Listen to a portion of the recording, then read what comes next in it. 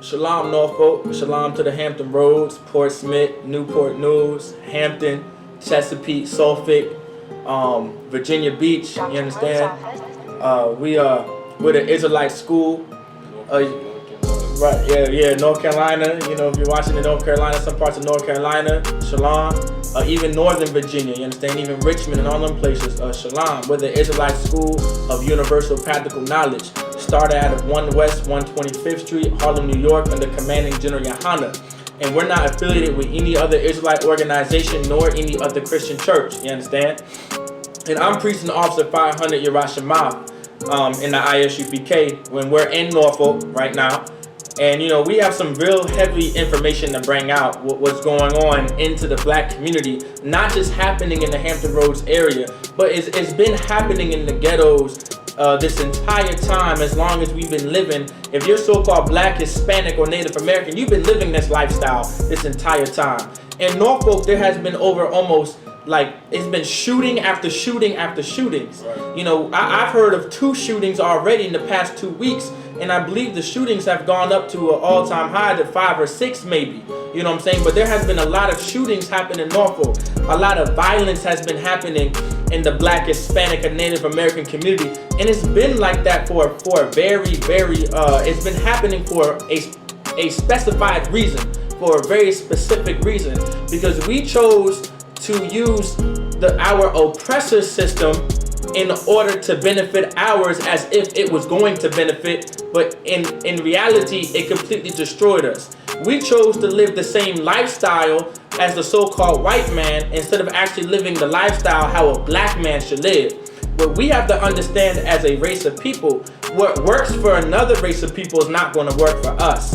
You understand? Like for an example, we want to be Bloods and Crips and Pyrus and Gangster Disciples and Latin Kings and MS-13. Those are known as gangsters, right? Well, we chose to live that lifestyle by following after our oppressor, because the original gangster, the original OG, wasn't what Big Pun was talking about.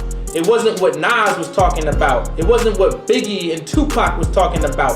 The original gangster was Al Capone. You know, Goodfellas, Scarface, The Godfather. Like, these are the original gangsters. Like, black people, the so-called black, Hispanic, and Native American man, we are terrible criminals.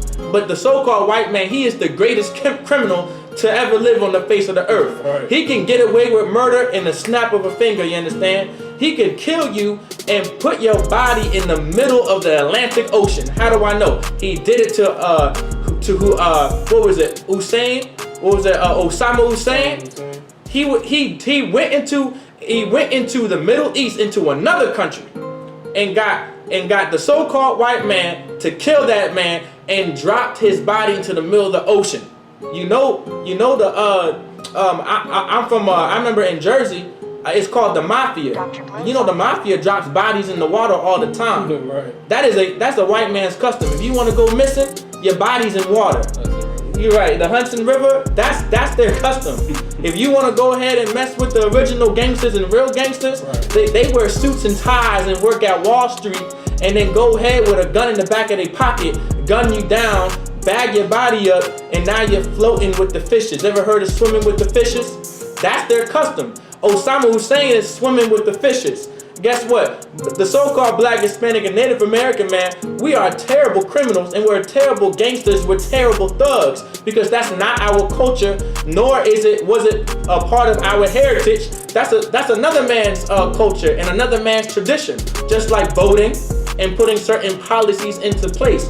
And when it comes to rioting and protesting, that is another man's culture and another man's tradition and heritage that's not going to work for us.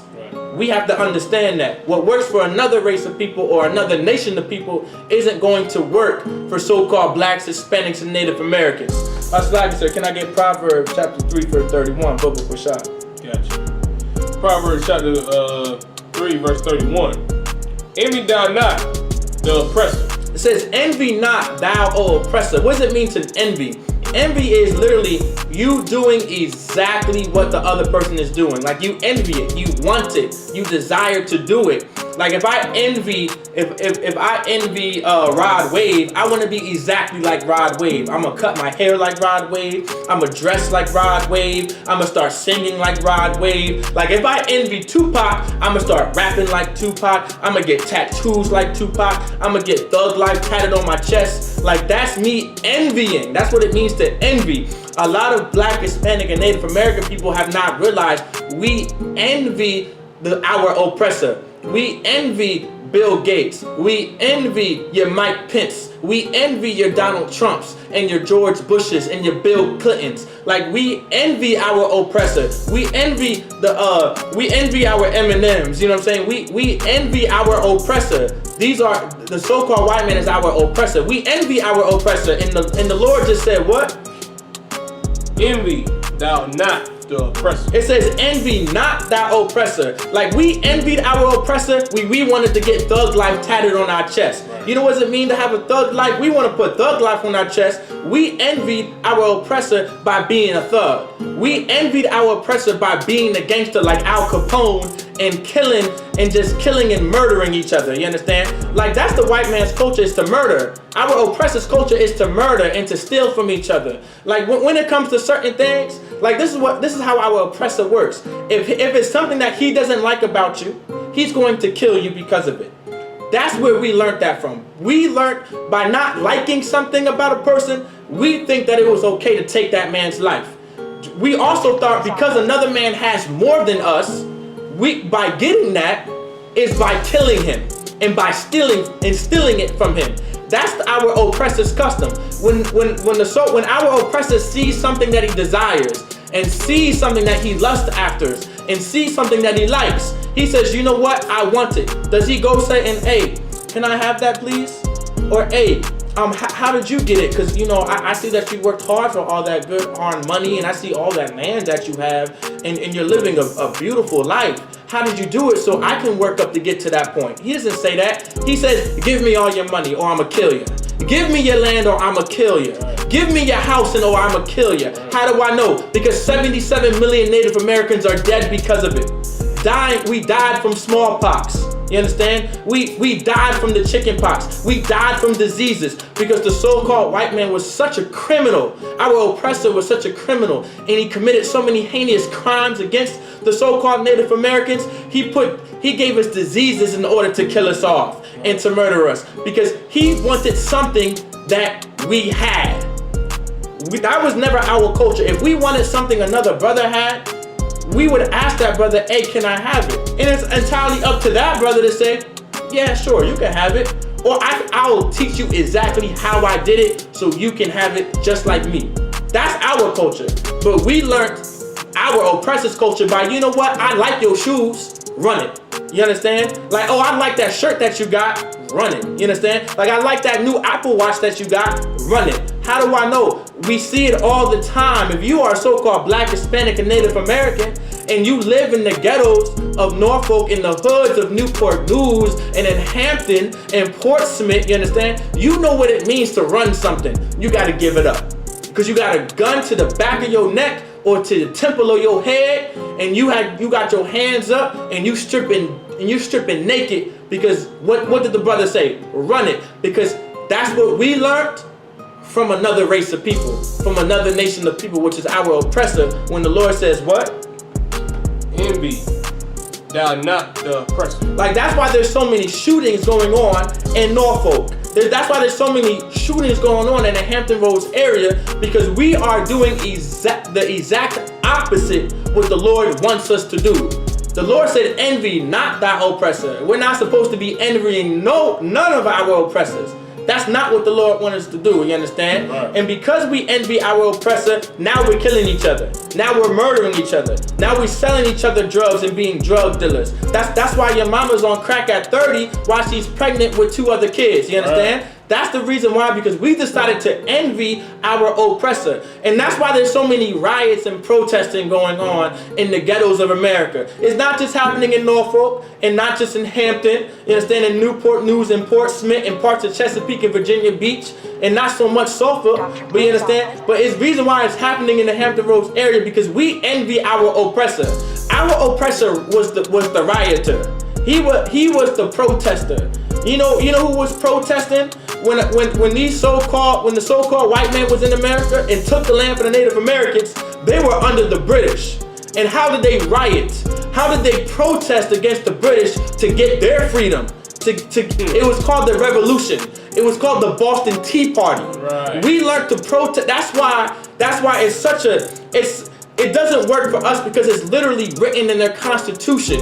It's okay, you have the freedom of speech and the freedom to assemble and all these things and political rioting, because they did it in order to get their freedom. But we have to understand that so-called Black, Hispanic, and Native American men, we will never get our freedom by rioting. We will never receive our freedom from protesting. The so-called white man will. Proof? Because now we are in America in captivity. That's the proof that the so-called white man got his freedom and it worked for him.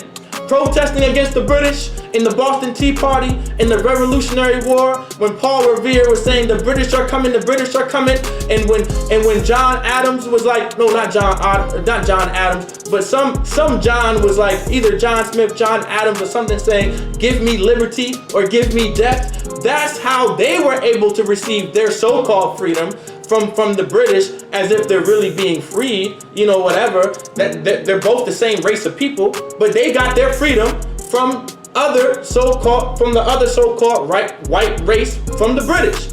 It worked for them. It worked for America. It worked for your George Washington. It worked for your Benjamin Franklin. It worked for your Thomas Jefferson. It worked for your John Adams. It worked for your Andrew Jacksons.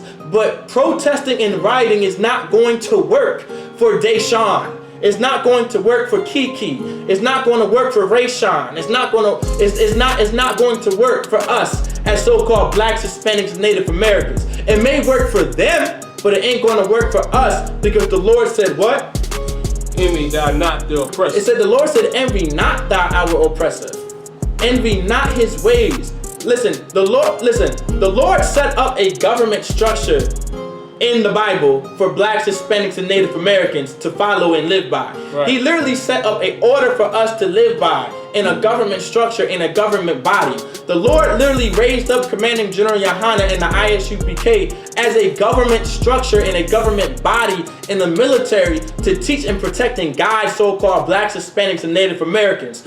Listen, America's government and America's policies and America's system is not going to fix the conditions of Blacks, Hispanics, and Native Americans. When you envy that very system and want to abide by that very system, all you're going to do is destroy yourself.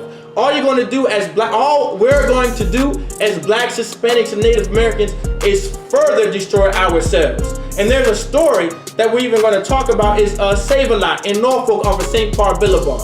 You understand? Like, they closed down the only grocery store in the area of the ghettos. And they used COVID-19 to do it. It was the perfect time to do it, because grocery stores were already putting their policies in place, like you can only buy this amount of stuff, you have to wear this when you come in, there only a certain amount of people can come in. COVID-19 was the perfect plan and the perfect time to say, you know what, we can finally close this grocery store down, because they're already going to other places to find other foods when we don't have it. They're looking for toilet paper in other places because we don't have it. They're looking for foods and vegetables in other places when we don't have it. So what the perfect time to do it isn't during the COVID-19. Let's shut down Save-A-Lot so we can destroy it and build something else, so the so-called white man, our oppressor, can move in and push you out. You know what that's called? That's called gentrification. That's what happens when we envy our oppressor. Gentrification starts to happen. Laws are put into place and policies are put into place, you understand, to further destroy our communities and our school systems and our neighborhoods and where we live and where our houses are and where our apartments are, where our residents are, where our children play outside. You understand? That's what happens when we envy our oppressor. You understand?